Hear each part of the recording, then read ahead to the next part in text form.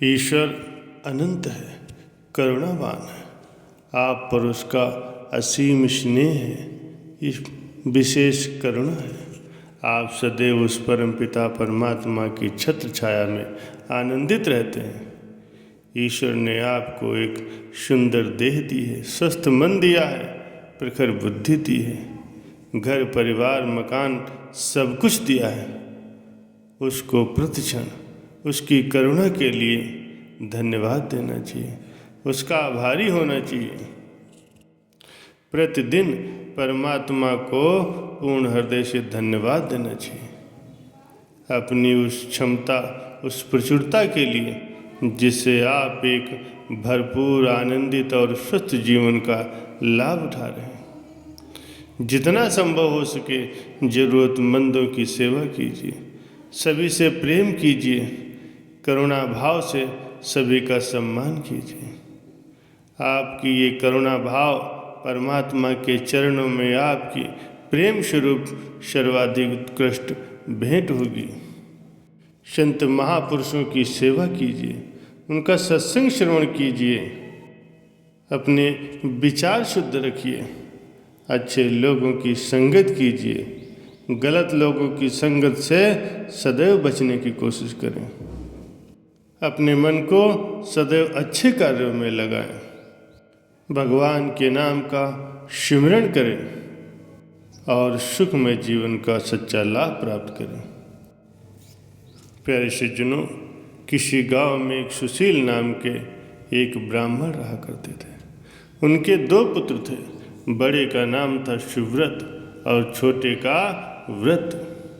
दोनों युवा थे, दोनों गुण संपन्न थे और कई विद्याओं में महारत हासिल किए हुए थे। घूमते घामते दोनों एक दिन प्रयाग पहुँचे। उस दिन श्री कृष्ण जन्माष्टमी थी, इसीलिए श्री बेणी माधव जी के मंदिर में महान उत्सव था। उस उत्सव को देखने के लिए वे दोनों भी चले। वे लोग सड़क पर निकले ही थे कि बड़े जोर की वर्षा आ गई, इसीलिए दोनों भाई मार्ग भूल गए। किसी निश्चित स्थान पर उनका पहुंचना अत्यंत कठिन था। अतः एक तो वैश्या के घर चला गया और दूसरा भूलता भटकता माधव जी के मंदिर में जा पहुंचा। सुव्रत चाहता था कि व्रत भी उसके साथ वैश्या के यहाँ ही रह जाए, पर व्रत ने उसे स्वीकार नहीं किया। जब माधव जी के मंदिर में पहुंचा और वहां पहुंचने पर उसके संस्कार बदले और वो लगा पछताने।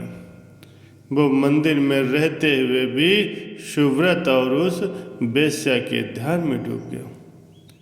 वहाँ भगवान की पूजा हो रही थी।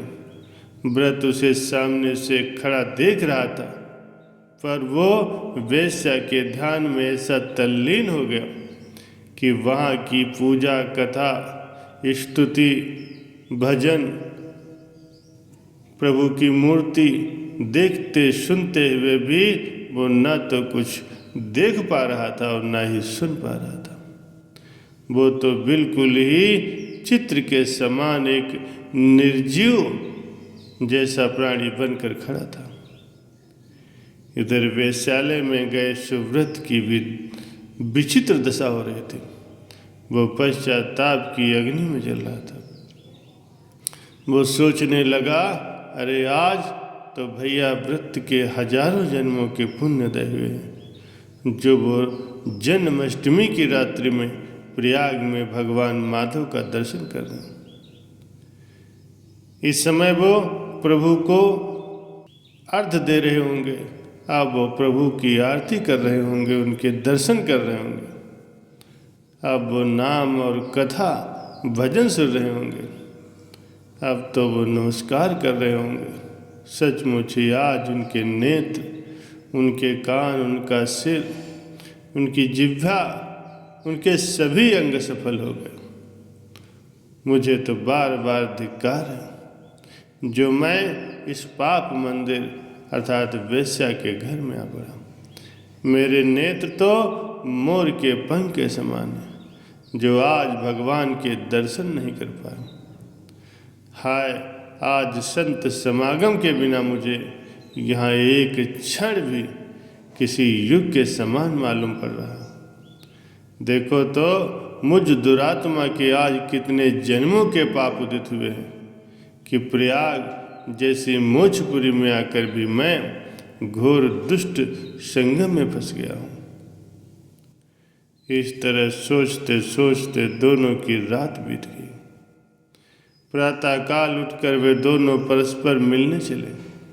वे भी सामने आए ही थे कि वज्रपात हो गया और दोनों की तत्क्षण मृत्यु हो गई। तत्काल वहाँ 3 यमदूत और 2 भगवान के दूत उपस्थित हुए। यमदूतों ने तो व्रत को पकड़ा और विष्णु के दूतों ने सुव्रत को साथ लिया। ज्यों ही वे लोग चलने के लिए तैयार हुए तो ही सुव्रत घबराया सा बोल उठा, अरे आप लोग ये कैसा अन्याय कर रहे हैं।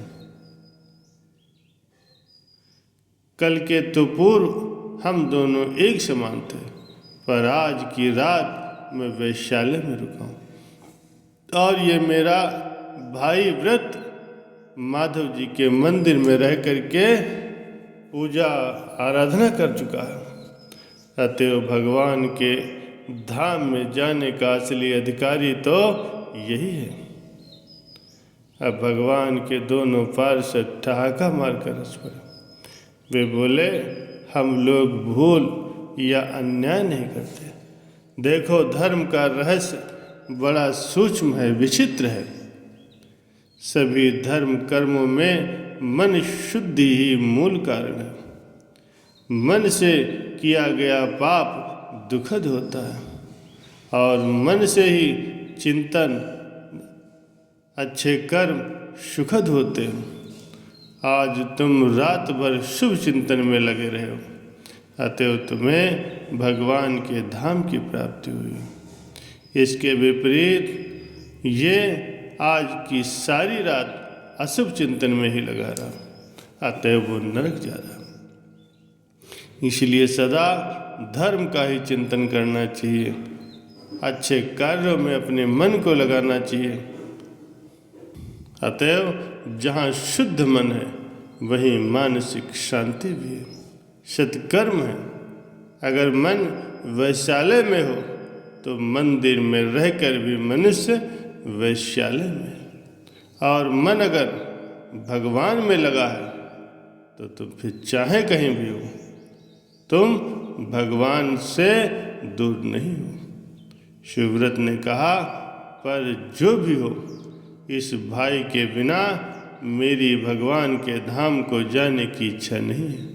अतः आप लोग कृपा करके इसे भी यमपाश से मुक्त कर दें, अब भगवान के धाम में ले चलने की कृपा करें।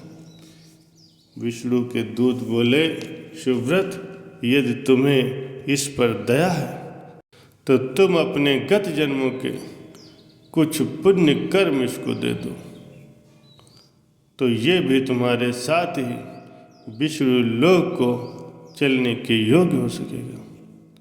तो शिवव्रत ने तत्काल ही संकल्पित किया और अपने कुछ पुण्य कर्म अपने भाई को दिए। फलतः उसका भाई व्रत भी अपने भाई शिवव्रत के साथ ही भगवान के धाम को प्रस्थान कर गया।